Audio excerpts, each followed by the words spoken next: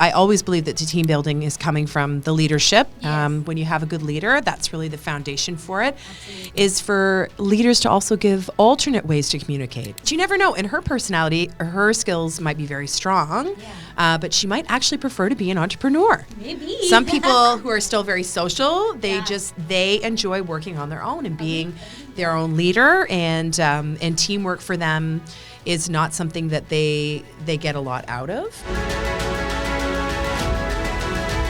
All right, so good evening, everyone. And today I'm super glad to have our guest and my very good friend, Miss Devon, who is community leader at Staples Canada, and she's particularly working in a Oakville studio. And trust me, she is doing a fab job. And we are going to know so many things from her about her professional and personal life as well. So stay tuned and watch full episode because we are going to talk about some soft skill leadership training and team building strategies in corporate world. So Devon, how are you doing today? I'm great, Rinkal. How are you? Thank you so much for having me. I'm absolutely glad that you are here today for our podcast. And we are going to know so many things about team building in Staples and in the corporate world. So are you ready to give answers for those questions? Yes, I think I'm ready. Super.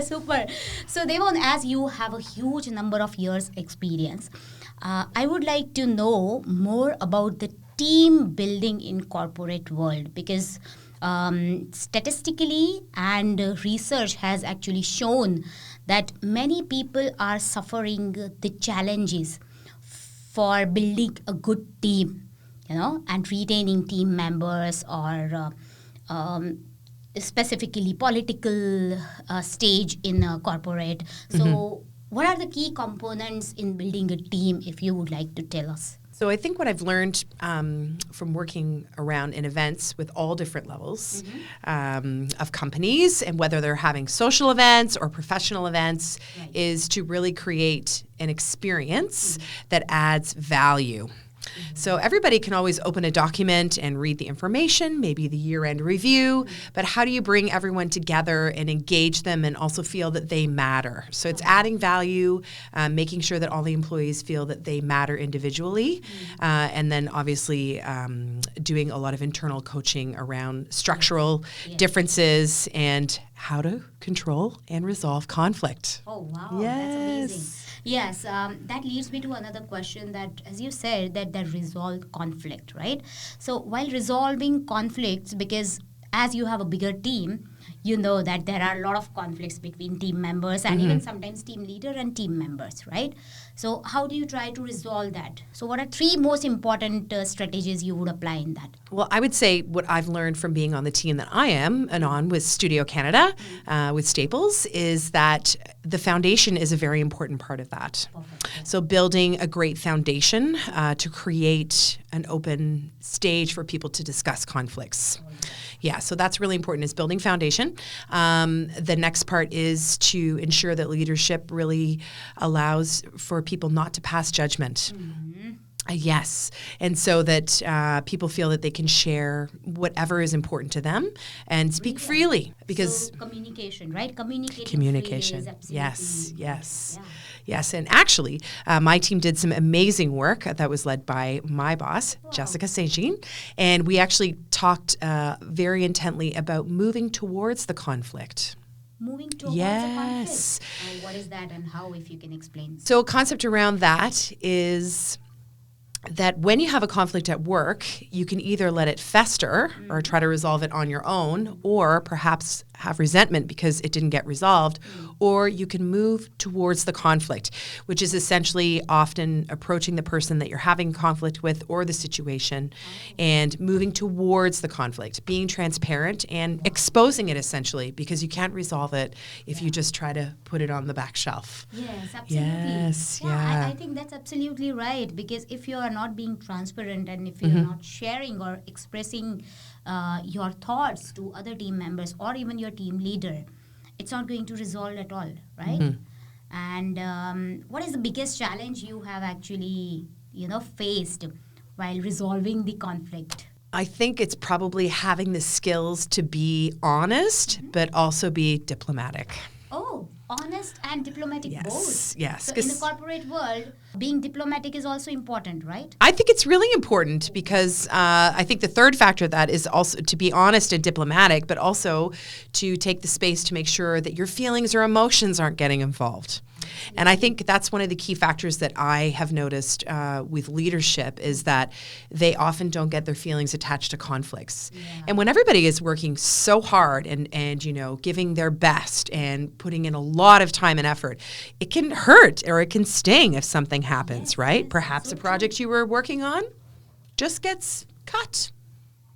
Perhaps a team member undermine someone or they take something away or perhaps the structure has changed. Those things can all be really, really challenging that I've experienced myself or actually seen from afar happening in other teams.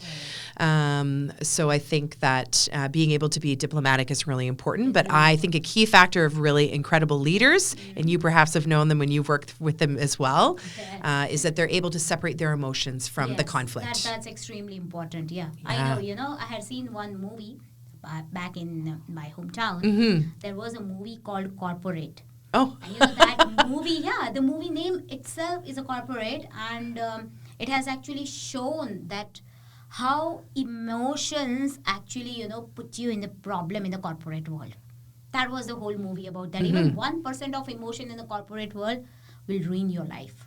That was the all about that movie. As you said that being diplomatic is extremely important, but there are some people who don't have that talent at all. They cannot be diplomatic at all because from either side they are emotional. So does it actually become problem for them in corporate world, or that's not the place for them? They need to do something else. What do you think? I think that we are humans and we all have emotions. And I think as the work world progresses and we see a lot more, EDI in companies and a real intention of including that is that we want people to be human. We want to humanize them. We want to acknowledge those traits. So it's kind of having a great balance of being able to use the best traits of your own personality and emotions and then understanding how to control them. But that'll happen differently for everybody, right? Yes. It varies person to person, Yeah. A lot of corporates are actually putting so much efforts in soft skill training of team members. Okay? All people who just got recruited or even experienced people, they are putting so much pressure for soft skills training. So, do you think that actually helps in all employees of the corporate? Yeah, I think now in the HR world, that people are looking not only at the hard skills and they're really focusing on the soft skills, and they're even doing a lot of that in the interview. Yeah. Yes. Yeah. So, what is better part that when we are selecting a team member or we are recruiting some person, so does that person have already soft skill, or was that employee is being recruited, then you provide a soft skill training? I think that soft skills are something that people use as soon as they socialize, Yeah. probably from about age 3. So when children are very young, they play parallel, so they play next to each other. And then around 2.5 or 3, they start to actually play together. So I think our soft skills start from a very young age. Oh, that's amazing. And I think a lot of those soft skills too can be inherently if you're more introverted or more extroverted, which means that either you gain energy from being around a lot of people, or from being around a lot of people, it drains your energy. So I think those soft skills start very, very young, but I think you get to a point in your life where you might enter the professional world and you might have great social skills, but the soft skills are a little bit different because it's how to kind of tailor some of that and still keep a professional attitude. Yeah. Professional attitude is extremely important. Yes. Because I know some of my friends who actually started working in the corporate world, and they had some, inbuilt attitude. And it was completely emotional attitude. So she couldn't actually, cultivate a professionalism, and she couldn't cultivate being diplomatic.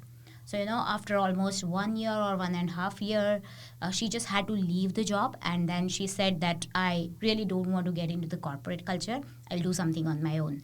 So, when it comes to soft skill training, that how you need to communicate and what you need to communicate, that is also very important. That sometimes you cannot share some personal things to all other people who are actually strange to you. They are just your colleagues, not your friends, right? Yes. Yeah, so yes. that becomes very important, and you're absolutely right about it.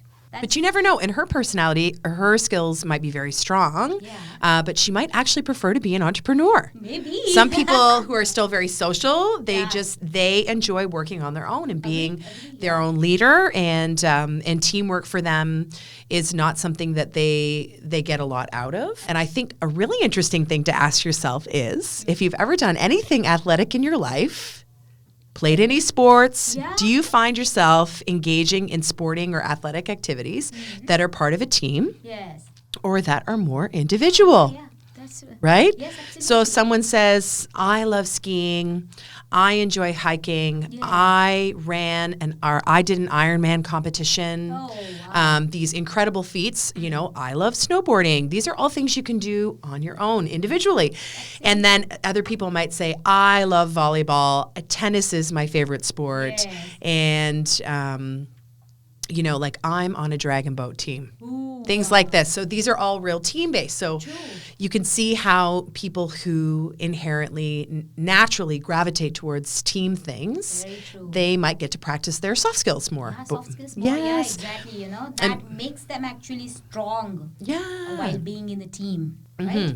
So those soft skills are happening everywhere. And I think that's important, especially for young professionals, for them to understand that, when they come into the professional realm, that they can take skills they've had from other team building experiences that may not be professional and use those there as well. Very true. Very true. Yeah. So which is your favorite sports? Oh my goodness. I love group fitness. I love cycling, but I definitely played like basketball and volleyball and things like that. Yeah, when I was younger. That was the very good example which you gave me. That somebody was tapping your shoulder and telling you that please ask a question. And asking a question is extremely important. Even in my training, I always teach my candidates that even the silliest question, if you don't know the answer, you can ask the silliest question. Because what will happen? If the other person does not have answer, that person won't be able to give the answer, and that person will say that no, that person, I don't have an answer. So you will learn on your own. But if you are not asking question due to lack of confidence, that will ruin your life in a longer stage. In long term, it actually ruins your confidence completely. So that's why asking question is extremely important. And when we ask a question, it is extremely important to listen. And that's what I learned in my childhood, that listen to respond. Don't listen to answer. Yes. And that was my learning when I was in school, because whenever if somebody is talking to me, I always give the answer. I always say, okay, yes. But I don't understand what that person is trying to say. So that's what I learned from my parents. They just told me that first listen and understand and then respond. Then you will be able to give a right response. You are just arguing to answer. You have good teachers, good parents. This makes me think of something that's really fundamental also in team building. And I always believe that the team building is coming from the leadership. When you have a good leader, that's really the foundation for it. Absolutely. Is for leaders to also give alternate ways to communicate. Very true. So perhaps before we have a meeting, some of the questions that's going to be asked in the meeting are all written down. So some people can prepare. Absolutely. So Then you have the meeting in person. Yeah. And people are going to voice their opinions and share their great ideas. And then perhaps after, there's also another place to go back and add further ideas in a document externally. And I can think of a component here at Studio that does that as well. Yeah. So we see each other every day in Studio. Studio is a co-working space here in Oakville. We do events here. We have private offices. There are hot desks.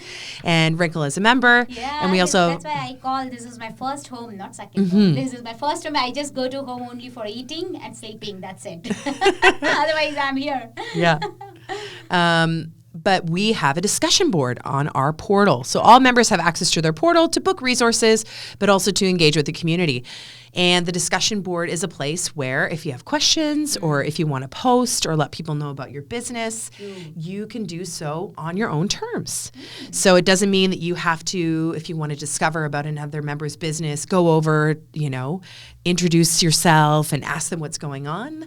So the discussion board offers a place to share your offerings or asking for help in the community. But that is a great layer for people to have in team building too, is to make sure you give people time after an in-person meeting to reflect and then share their ideas afterwards. Yeah. That's amazing. That's really a great idea to share, and being transparent, as you said, that being transparent and communicate and express what you're offering, what you are feeling about it. If you have any query or concern, you can just put it there. That's absolutely brilliant. Yeah, it was a great idea. Yeah, great. So that's related to a team building. There are some different types of people in team, right? So how do you include diversity in your team? Because every person has a different mindset. And there are some team members who don't have learning attitude at all. When you try to teach, you teach one time, you teach second time, you teach third time, but they're not cultivating that attitude of learning at all. So how do you deal with those kind of team members? That's a great thing. Sometimes I refer to that learning attitude as, we sometimes call it the growth mindset. Yeah. And those are those people that are lifelong learners. Agreed. Sometimes you meet someone who's 77 years old and you think, wow, what is this person doing? And they're just learning all the time. They're reading new things, they're joining new groups, they're constantly pursuing inherent growth within themselves, socially and intellectually. And it's just so fascinating, And those are people that are just part of that growth mindset. And another feature of that too is that you're typically more open-minded and you're not narrow-minded and don't have fixed ideals about a lot of things. You're willing to hear a different opinion. True. Yeah, so I think when managers and great leadership that I have had promote the importance of growth mindset, that's important. But that goes back to the hiring. So it's not always the individual. It's also about being placed in a role that works well for you. But I think making sure to ask things about growth mindset in interviews and ask people to give examples of those. Which again would be not relying on technical skills, but asking someone to reflect on how they work in teams. So fundamental things are also extremely important apart from technical. Yeah. But you ask then what happens with a conflict that goes further. Well, in this role, I don't manage people directly in this role. I do a lot of collaborating with all different teams. That is even better, I guess. Yes. And with members, right? With so members, I get to have all these kind of unique touch points and relationships. But yeah, I think that's why it ties into those soft skills, because if you have good rapport in the office with someone just on a social level, when a problem rises, you don't have to rely just on the facts. You can also set back on kind of the trust that you've built through one another, just from sharing, personal interests or things of that nature, or supporting each other in the role. So, And apart from the team leaders, if you have a colleague, suppose you are a team member, okay, and you have a team leader, but you are a team member and you have some issues with other team members, that actually, that position has a very higher attrition ratio, as in the person comes, then go, then another person comes and then go, So that position is always keep on rolling, another person is coming. So, your relation with one person, and suddenly after 4 or 5, 6 months, you have another person as your colleague. Yeah. Right? So how do you build relationship with that? That's tough. So high turnover is really tough. High turnover, absolutely, yes. So people are adapting all the time and forging new relationships. And then what you're doing in that aspect as well is you have to learn how to do the same job with someone who might be uniquely different. So they're not going to operate the same way that your previous colleague did. Yeah. So I think that a lot of experts in the field, I'm definitely not an expert, but people who are experts. They have systems to do that. And some of that is using like personality or learning style discovery tests so that you can have a better understanding of what you're like. Yes. And then learning how you interact with other personality and learning styles together and how those work well in the team. True. And for me, at this stage in my career, the people that are the most beloved to me are the people who are like oil and water. So people who are truly opposite of me and think and process things completely different, because that's the value. It's the real value in the team member, because I won't think of those ideas or solutions. I won't think of those solutions. So I think when you build a team to really understand that everyone has their own gifts and that you need those people's gifts. Very true. Yes, because you're not an entrepreneur, you're in a team. That when you really open yourself to that, then you find that, wow, you know, coworker A gave me this incredible idea. Coworker B helped resolve this so quickly, something I was struggling with for hours. Something So I just, apart from you know. conflict, there are, not apart from conflict, but yes, I understand there are conflict among team members, but there are advantages as well. Yes. Because you actually, you know, open up your mind, and as you said, that you have a lot of ideas from different background and different mindset, right? So that's the best advantage. You learn about some different cultures as well, right? Potentially, yeah. That's great. I think that what happens then is when you really focus on those gifts from other people, then you realize that they have a set of tools, and then you can go to them when you need support with those. Yeah. So then you have this huge toolbox in your team, and then things become just so efficient. Oh, yes. Okay, so now, Devon, I would like to know that you are conducting so many events over here for a team building or any other topic at Staples, because as you know that I'm here and I keep on seeing that so many events you are conducting, right? Is it a part of your strategies to build a team, good team, or doing more collaboration? And you come up with different topic whenever you conduct any networking event or any other event, right? So how this kind of idea came into your mind, and what is the motive behind it? So thanks, Rinkal. So Rinkal actively attends our events here. So there's two types of events here at Studio. There's internal events that we host, because a huge part of our values is creating community here. So we're not interested in people just coming, you know, bobbing in, using the space, having a cup of coffee, and leaving. It's just not an anonymous environment. So it was really important for Staples Studio to create networking. But what does that kind of mean to us? I did a LinkedIn post recently and said, oh, networking, crackers and cheese, and maybe a glass of wine, and, you know, business card exchange. Like, is that it? I think that's kind of an old format that worked for decades and decades. And now, again, as we said earlier in the chat, people are looking for real value. So how do you structure events to create value that way? So I want to make sure that they're really inclusive. So I don't want events to only cater to one type of professional or person. It should be open for a variety of people. Because then what you do is you're sticking to one niche or one lane, and then you're not getting people connecting with people and learning from different professions. Or for people, for that fact, who've had several different professions. Yes. We have one person that attends some of our networking, Christine Lee, and she is a mortgage broker, and she also is a scientist. So, yes. So you just get to meet fascinating people. So it's important for them to be really inclusive, so everyone feels that they can come and take something away. Even perhaps somebody who isn't employed can come. Of course. Looking for work, changing careers. That's true. Yes. So it's important not to make it just about monetary exchange or meeting new clients or about financial or engagement that way. So that's a huge factor. And then the other thing is to make it informational. So I always try to have one or two speakers that come and talk about a relevant topic happening kind of in the professional or career landscape. And then the third factor is to give people a moment to talk about themselves. Yeah, they do introduce themselves. People come to know about their profession. Yes, and that's one of the important moments. I call it the microphone moment. So everyone who attends the networking here is allowed to have a moment on the microphone and talk about who they are and what they do. And perhaps this is rehearsed or unprepared. It doesn't matter if it's perfect or it's imperfect, because it's a great practice. Yeah. Yes. I agree. Completely agree. Yeah. So these events are not supposed to be the main event. You're not coming to sign contracts and make the deal. You're coming to do networking, meet great new people, work on your own soft skills. Perfect. And see where that leads, because that often leads to real deals. Yeah, really. New connections. Yeah. That's the indirect way, actually. Not Yes. indirect, but indirect way. Indirect you way. don't know what to come. Even though people do make direct connections. Of course. But you don't need to design the event that way. Yeah, Yes. exactly. Yeah. And then, of course, we have some food and some drinks as well. Yeah. That's the best part. Yeah.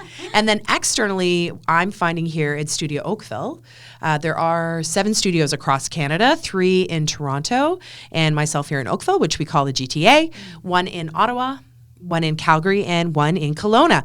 And what I'm finding here in Oakville, in this neighborhood, is I am getting a lot of team training. Yeah. So people are often now remote for work. And as soon as they go remote, then they say, okay, now we have to get together. Yeah. So even if it's only from time to time, quarterly, twice a year, a large annual event, people like to come on site here because we really have a unique space. And we also have different breakout spaces for people to work together. Yeah, that's true. Yes. Brilliantly. So if anybody wants to attend that event, you can surely sign up for the event and enjoy yourself, introduce yourself, and meet people like you. I'm sure you will have lots of fun. Yeah, so Rinkal will attach the information on that event for our next Yeah. networking. It's on the 18th of April. It starts at 5:30 in the evening and goes usually until about 7:30. I will be there hosting, and Rinkal will hopefully be there as well. For sure. And she can send you a link to sign up for that. And please do make sure you sign up because we want to make sure that we're prepared for all our guests. Find the details and that link also in the description of this video. So it's very easy for you to sign up and come and join us. Right? I'm super glad to have you here today, Devon. If anybody has any question, please write in the comment.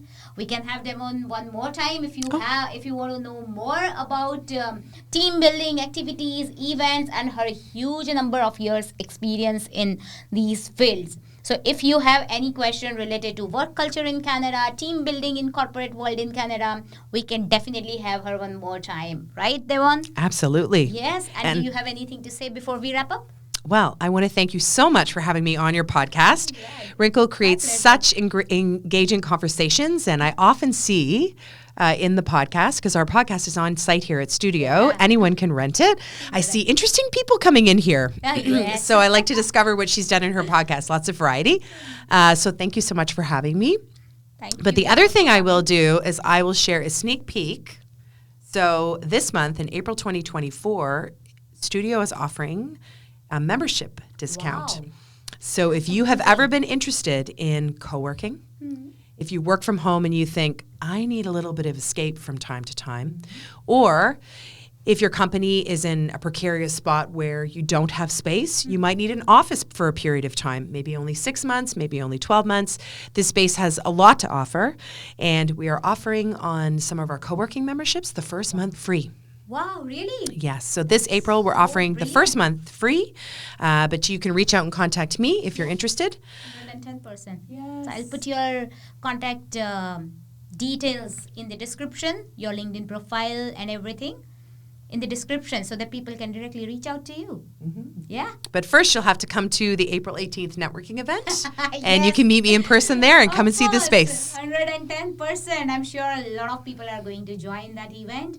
And then they can have a feel of our Studio Staples Oakville, right? Right. Okay, that's great. Thank you, Devon. Thank you, you Rinkal. for coming to the podcast. You're welcome.